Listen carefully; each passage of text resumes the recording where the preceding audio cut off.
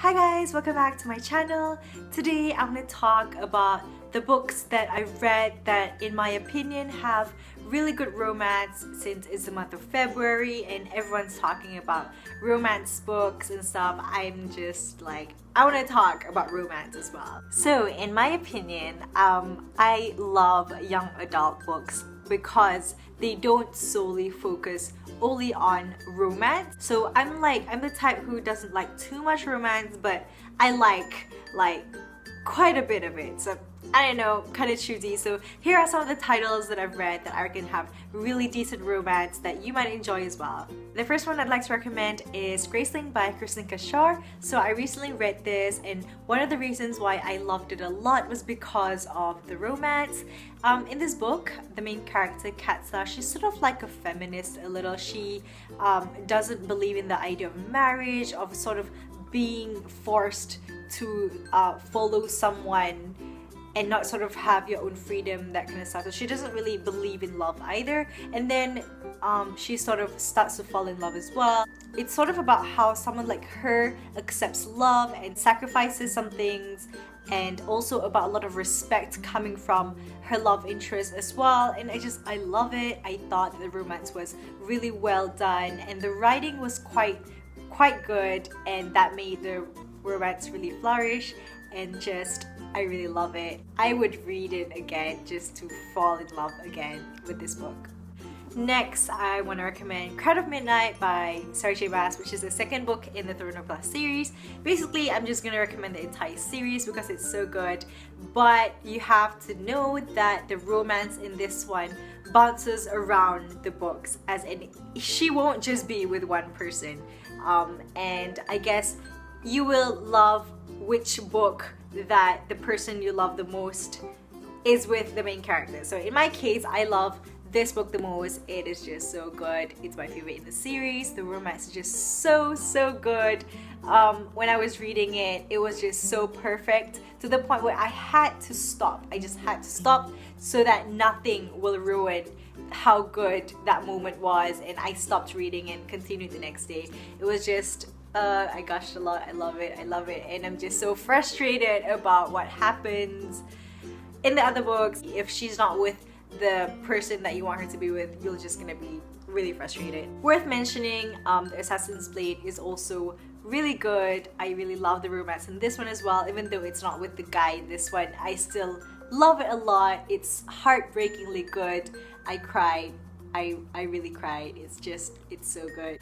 Also, Sarah J. Maas is coming to Malaysia on March 16th and 17th, and I'm just so excited. I really hope my dad lets me go. I really want to meet one of my favorite authors ever. I just want to say thank you for creating such wonderful stories, Sarah. Thank you. Next, I want to recommend The Wrath and the Dawn by Renee Ahdieh. This book has one of the loveliest writing styles I've ever read. It's so elegant, and that, in my opinion, is what makes the romance really good. It's so romantic in a non-cliche way, in my opinion. Honestly, I didn't enjoy the plotline very much, but the characters were just wonderful and the romance was good, and yeah. So the romance in this one starts from marriage, without any feelings or love or any kind of friendship even.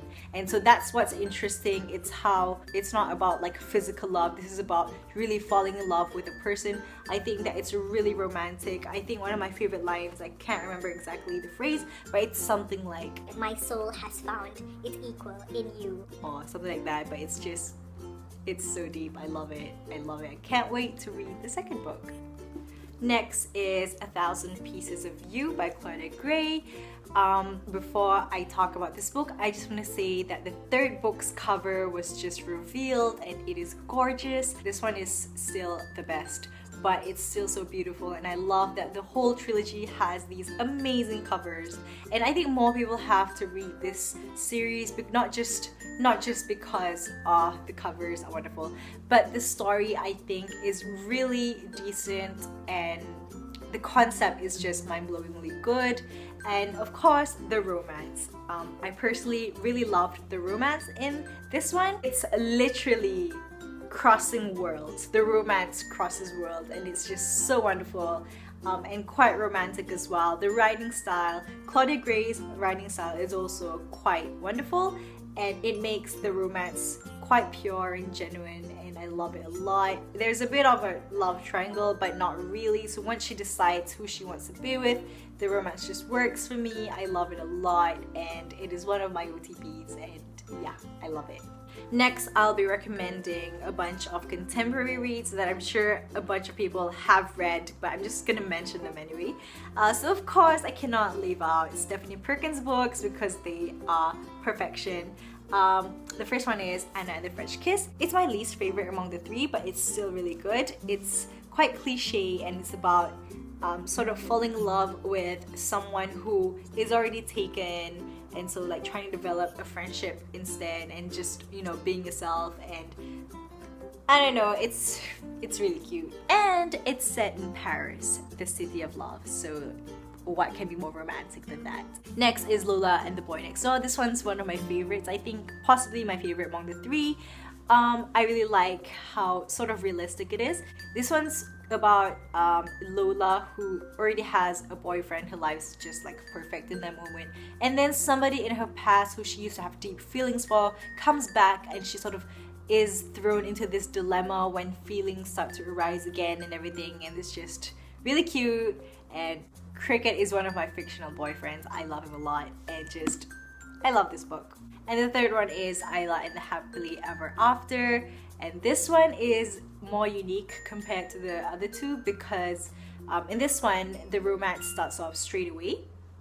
Sort of straight away. It's not rushed, it's like really well paced, but it starts off straight away, and it's more about how relationships are maintained and continue given the circumstances that the characters have to go through, and it's just really cute. And in the end, it really is a nice ending to a happily ever after. That's not a spoiler, it says it in the title, so yeah.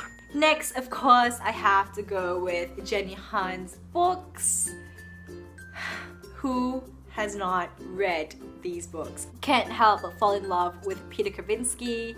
I don't know, I really like the romance in this one. It's so cute because it's like everyone's in denial, but the feelings are there. But it's also like there's also a bit of a love triangle, just a bit. And although it is a bit immature because the characters are quite young, and you know, young love, those teen stuff, but you know, it reminds me of younger days and those kind of feelings, and it's just really cute, and I love that. And of course, we have the second book, and I don't like the ending, but like I'm happy. But I don't know, but I really love this book a lot, not just because of the romance, but also because of the friendship and family aspects to it. It's really nice, and I can see a lot more character development coming from Lara Jean. She's not as annoying or naive compared to the first one, but you know, I love these. Next is Since You've Been Gone by Morgan Matson. I love that in this one the romance is slow and it's quite unexpected, and the two characters sort of grow together, like develop together, and that's when the love sort of flourishes and how it makes sense for me. And it's just really cute. I really had a crush on the guy in this book, and just I like that I'm able to relate to the main character a lot because she's sort of like the kind of person who's afraid to step out of her comfort zone, and through this book she sort of goes through that journey, and even with the guy inside here, and it's just really nice, and I love it. And then we've got Fangirl by Rainbow Rowell. Fangirl, cutesy, adorable, gushy, worthy. I got really bubbly reading this, especially that scene when they were reading together in bed. If you read it, you'll know what I'm talking about, but that scene really made me like gush inside, and just it's so cute. And yeah, last but not least, there's Eleanor and Park by Rainbow Rowell. This book is the book that made me want to read more contemporary romance in the young adult genre. It's so cute. I read it within a day. I was surprised I really liked it because a friend of mine read it and she didn't like it very much, so I didn't have high expectations, and I ended up really liking it. I'm so impressed that it's set in around the 1980s, but at the same time it's so relatable and it's so cute, and I just gushed a lot reading this, and just I think I'll be reading it again soon. So those are some of the books that I've read that in my opinion have good romance, where I gushed a lot and I fell in love and my heart melted, and a lot of my bookish boyfriends and husbands are in those, and just yeah. Thank you so much for watching this. If you have any suggestions for books with good romance that you think I'd also enjoy, please let me know in the comment section below and I'll try and check it out. And I'll see you guys in my next video. Bye!